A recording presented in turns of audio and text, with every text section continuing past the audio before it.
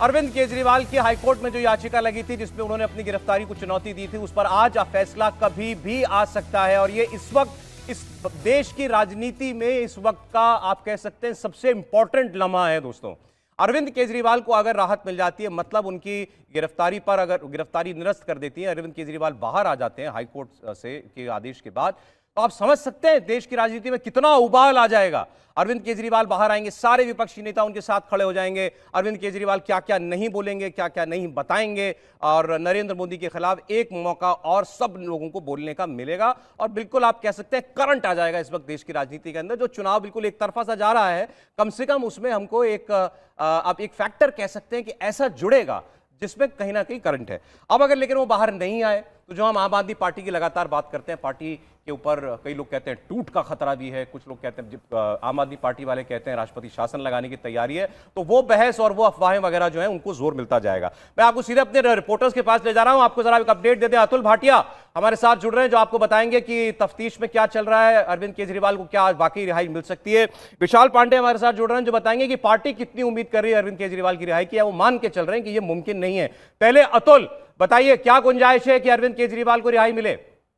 भाई लाइव हो रहा है अतुल।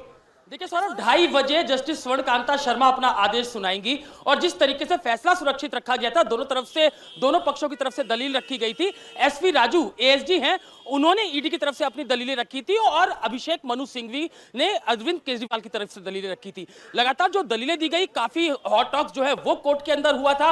एसवी राजू लगातार इस बात को कह रहे थे कि क्या अगर किसी नेता की गिरफ्तारी होती है, अगर वो कोई हत्या करता है और उसमें आचार संहिता लागू है, तो क्या ये कोई कानून है? तमाम तरीके की दलीलें कोर्ट के अंदर दी गई थी, जिसके बाद फैसला सुरक्षित रखा गया था। अभिषेक मनु सिंघवी लगातार इस बात को बोल रहे थे कि जो गिरफ्तारी है वो अलोकतांत्रिक है और जो इलेक्शन के बीच टाइम में ये गिरफ्तारी नहीं होनी चाहिए, और कहीं ना कहीं उनके नेता को या जो अरविंद केजरीवाल है उनको कहीं ना कहीं चुनाव से दूर रखना जो है वो ईडी चाहती है, बीजेपी चाहती है। तो फैसला सुरक्षित था, 3 अप्रैल को फैसला सुरक्षित रखा गया था और आज 2:30 बजे जस्टिस स्वर्णकांता शर्मा इस पूरे मामले के अंदर अपना फैसला सुनाएंगी। दलीलें पूरी हो चुकी हैं, जब जज बैठेंगे 2:30 बजे तो सीधा फैसला सुनाया जाएगा। कि ये बताइए, क्या ईडी ने अरविंद केजरीवाल के खिलाफ बार बार ये पूछ रहा है ना, उनके वकील की सबूत क्या है, मनी ट्रेल क्या है, क्या कुछ सबूत की बात की है कोर्ट में?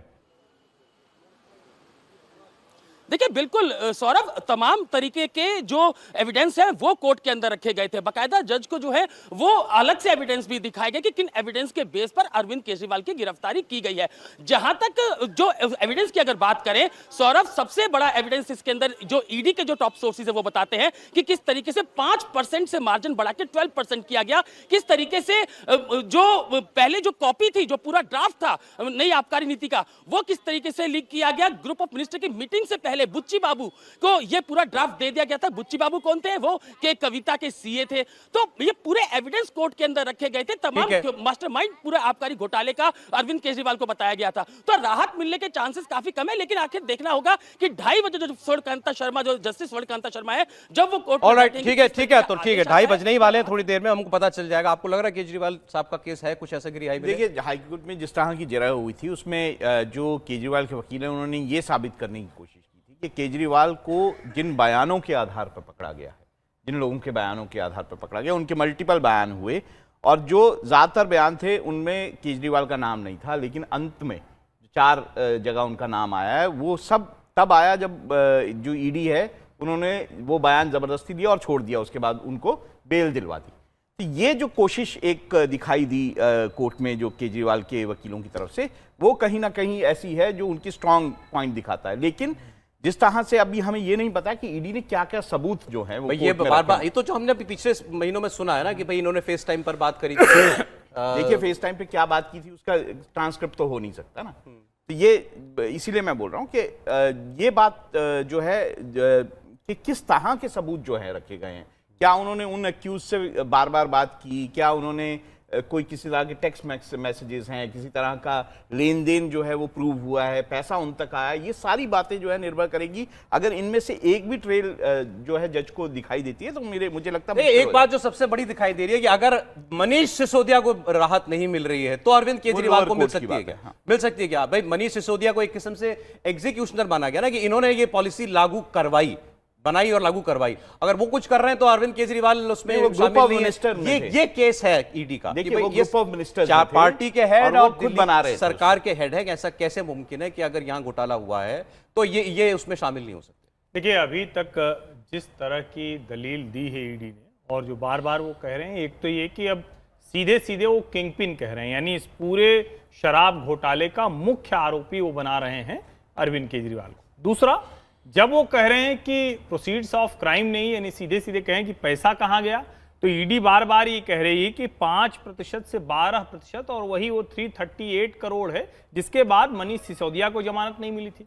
इसके अलावा करीब 1 दर्जन मोबाइल फोन का मसला है जो सबसे ज्यादा गंभीर है, जिसकी चर्चा उस तरह से नहीं हो रही है। लेकिन अगर 1 दर्जन मोबाइल फोन उपयोग में लिए गए, उनको नष्ट किया गया, उनको साजिशन नष्ट किया गया, मतलब ईडी ऐसा कह रही है कि साजिशन नष्ट किया गया, और इसके बाद ये कि जो फोन अरविंद केजरीवाल के बाद है उसका वो पासवर्ड भी नहीं दे रहे हैं, यानी वो बताना नहीं चाहते, जांच में सहयोग नहीं कर रहे हैं। मुझे नहीं लगता कि आज कोई भी ऐसा आधार है, अगर होगा तो ये चमत्कार होगा, और अगर जमानत मिल जाए तो ये आम आदमी पार्टी के लिए बहुत बड़ी जीत होगी चुनाव के दौरान। लेकिन मुझे लगता नहीं कि उनको आज जमानत मिलने वाली है। समीर जी, देखिए, ईडी ने बहुत स्पष्ट कहा था केजरीवाल पे 2 आरोप है, सिर्फ एक्साइज पॉलिसी में करप्शन का आरोप नहीं है। ईडी ने यह भी कहा था कि जो राजनीतिक दल अपराध की आय का लाभार्थी था, उसने उस राजनीतिक दल ने अरविंद केजरीवाल के माध्यम से पैसा अर्जित किया है। तो आम आदमी पार्टी ने जो पैसा कमाया है, जो आम आदमी पार्टी को भी बनाया गया इसके अंदर एक अभियुक्त, तो मुझे लग रहा है अरविंद केजरीवाल इसके लिए भी जिम्मेदार है।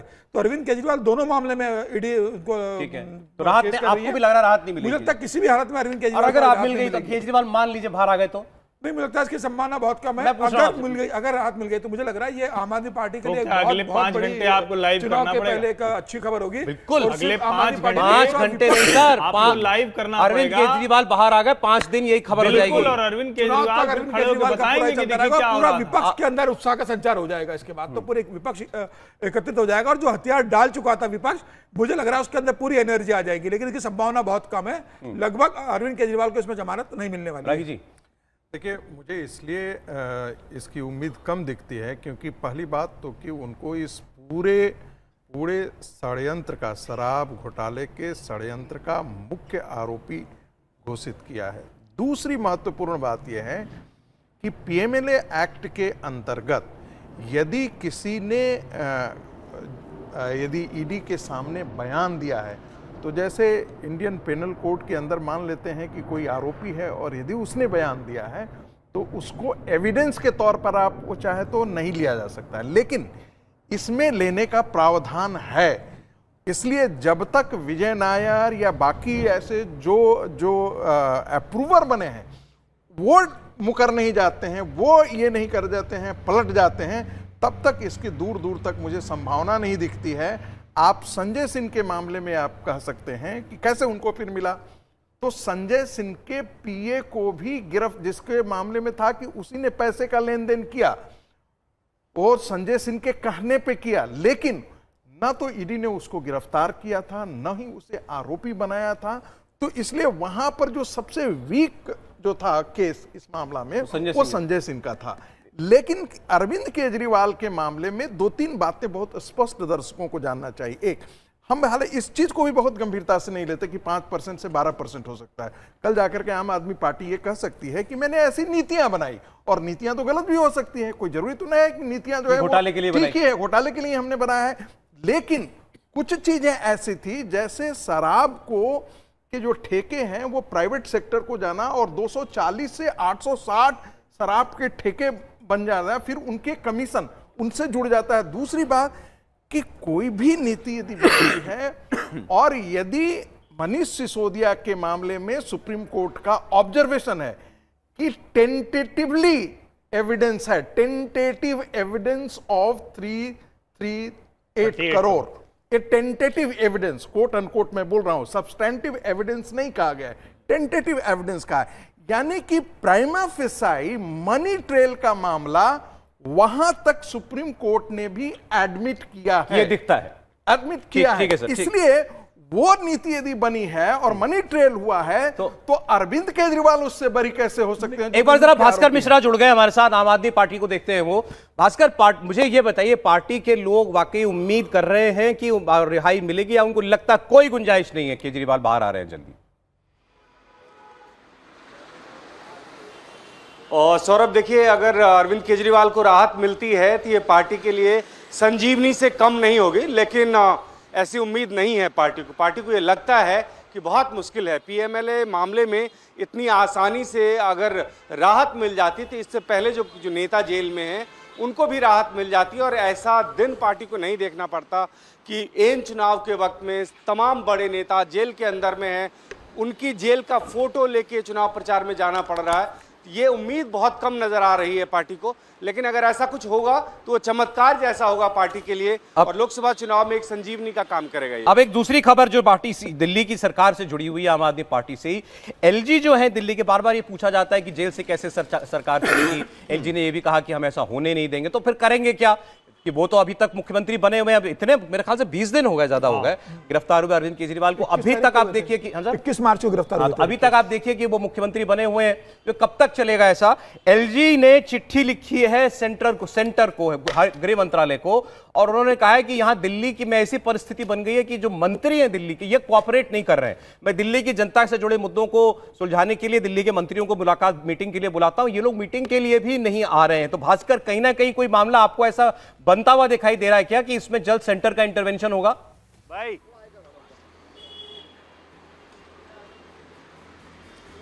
और देखिए, सेंटर के इंटरवेंशन का जहां तक सवाल है उसमें मुझे लग रहा है वक्त लगेगा।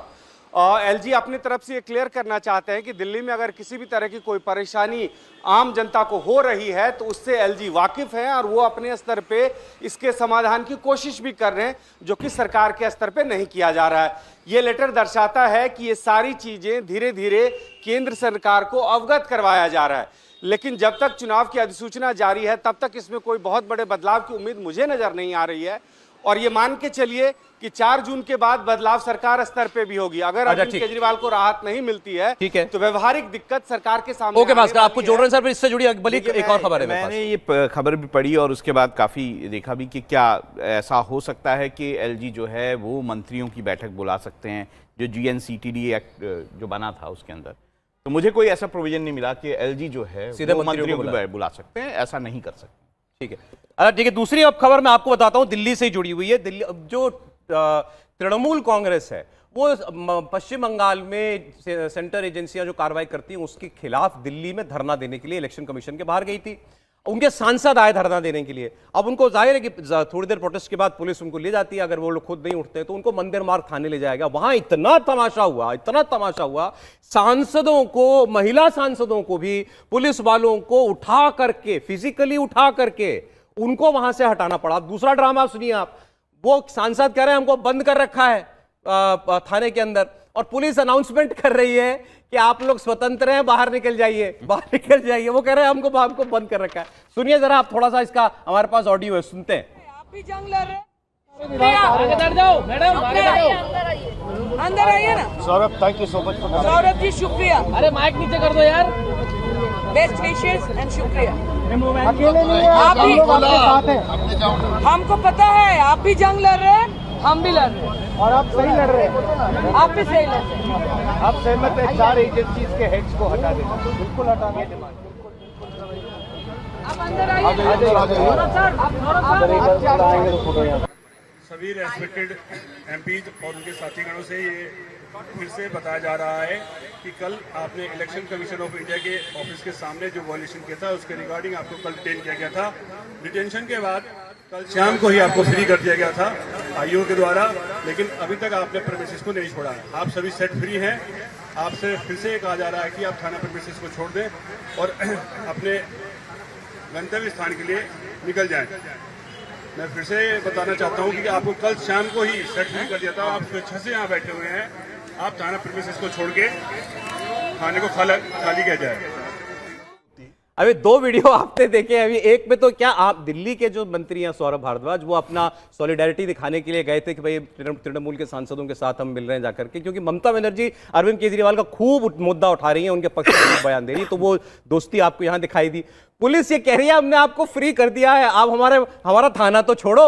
वो अभी तक कई बार सुनते थे पुलिस ने घेर लिया आपको चारों तरफ से, आवाज टीएमसी के सांसदों ने पुलिस थाना घेर लिया, वो थाने के अंदर बैठ गए, पुलिस कह रही है हमारा थाना छोड़िए, हम आप बाहर जाइए, आप स्वतंत्र हैं। सौरभ जी, बंगाल में तो यही नैरेटिव बनाएगी ममता बनर्जी कि हमारे सांसदों को घसीट करके भारतीय जनता पार्टी की सरकार ने उसे लॉकअप में डाल रखा है और उसे छोड़ नहीं रहे हैं। देखिए कितनी बेरहमी के साथ हमारे सांसदों के साथ भारतीय जनता पार्टी की सरकार जो है वो दिल्ली में व्यवहार कर रही है। ये वाकई तानाशाह है। उसी नैरेटिव को क्रिएट करने के लिए, लेकिन अच्छा हो यदि आपके चैनल का वीडियो यदि बंगाल की जनता देख रही होगी सर, या तो निश्चित तौर पर उनको पता लग जाएगा कि ये नौटंकी किस प्रकार की। यस, इसको कहते हैं स्टंट।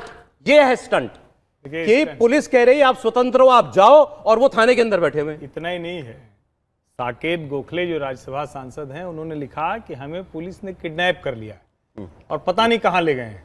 अच्छा, किडनैप कर लिया है, किडनैपर इतने दयालु रहमदिल वो वैसे लोग थे कि उनको फोन दिया कि भाई जरा इसको पोस्ट करते रहो।